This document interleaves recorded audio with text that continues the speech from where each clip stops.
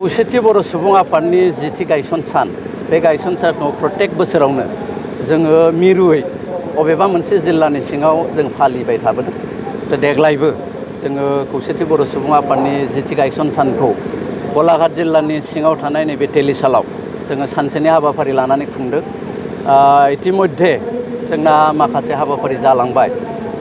सेथि हाबाफारियाव फिरफिला बिरहोनाय, बे फिरफिला बिरहोनाय हाबाफारिनि उनाव मुंख्लंफोरनिसिम दाहा फोरमायनाय एबा बिबार बावनाय बे हाबाफारियाबो जोंना जानानै थांदों।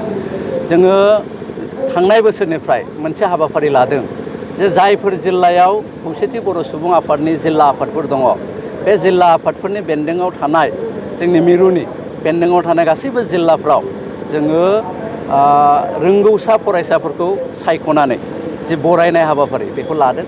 एबारबो जोङो बरायदों।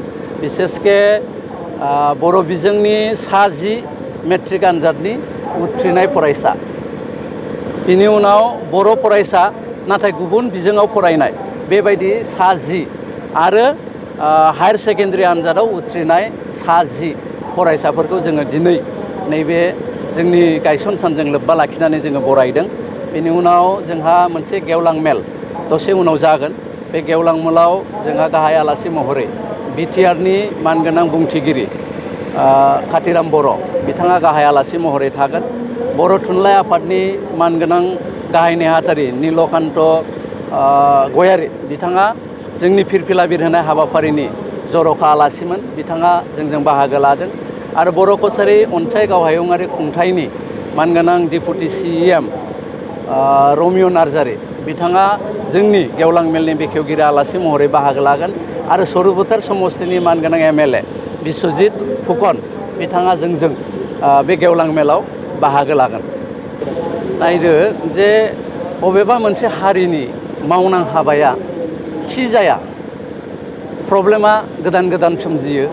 आरो बे प्रब्लेमफोरखौ एबा बे समस्याफोरखौ सुस्रांनो थाखाय गोबां एजेन्डाफोर लानो गोनां जायो। दिनैनिफ्राय 15 बोसोर सिगां बा 20 बोसोर सिगां बर'निया जिफोर जाथाया बर'नि मैखोम प्रब्लेममोन, बेफोर हयथ' दिनै नंला। दिनै आरो दस्रा प्रब्लेम क्रिएट जाबाय।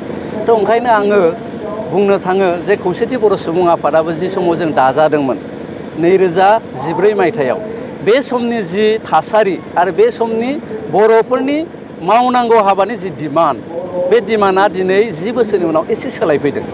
खारन बर'नि मोनसे एकर्ड गेजेराव जानानै थांबाय 2020 मायथाइयाव। बे एकर्डनि उनाव बर'नि जाथि गठननि आरो जाथि प्रक्रियानि मावनां हाबाफ्रा जुदा जुदा जादों। थ' बे टटेल हाबाफारिफोरखौ सेबखांनानै मावनो थाखाय खौसेथि बर' सुबुं आफादा जोङो अरायसम रेडि। बिसेसके आसाम सोरखारा जिखिनि खामानिखौ मावनानै होनांगौ बा भारत सोरखारा जिखिनि खामानिखौ मावनानै होनांगौ एकर्ड बायदियै बिथांमोना मावनानै होआखै जों बुंनांगोन।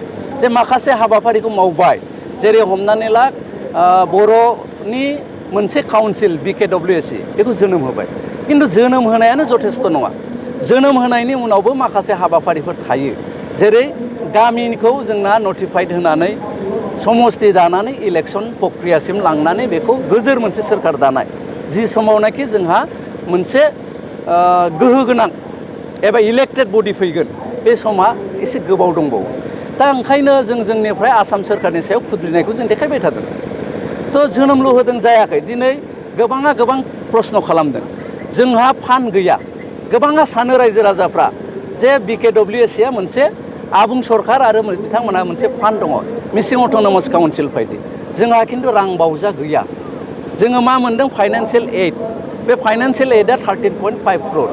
खिन्थु जोङो एरियाखौ नाय, मिसिं अट'नमास काउन्सिल होननानै बुङोबा 4-4 जिल्ला।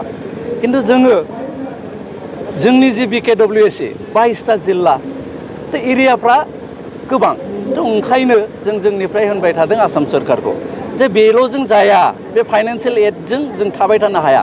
जोंनो मोनसे बाजेट नांगौ। आरो बाजेट नांगौबा समस्ति गठना जाथारनांगोन, भिलेज नटिफाइडआ जाथारनांगोन। बिनि थाखाय जों खामानि मावबाय थादों। सोलोंथाइनि बादै जोङो जिल्ला आफाद, जोंनि आन्चलिक आफादफ्रा खामानि मावबाय थादों। जों मेरु आफादाबो खामानि मावबाय थादों। बिसेसके 6.3नि जि डिमान्ड दिनैनि थारिखआव बुंनो थाङोबा BTR एकर्डनि मोनफ्रोमबो दफाफोरखौ मावफुंनायनि सायाव जोङो दुलाराय बर' फरायसा आफादा जिबायदि खामानि मावगासिनो दङ खौसेथि बर' सुबुं आफादाबो जों मावगासिनो दङ खिन्थु टेकनिकेल माखासे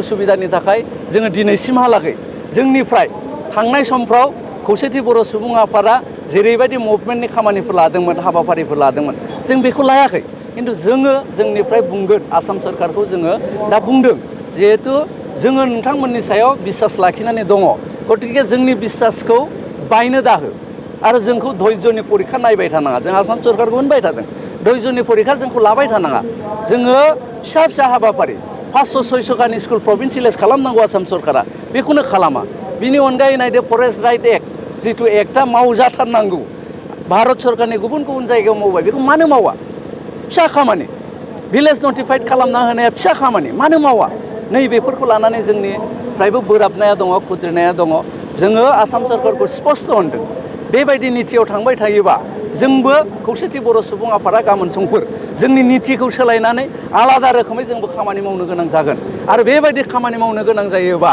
खिन्थु बिनि दाया आसाम सरकारानो जागोन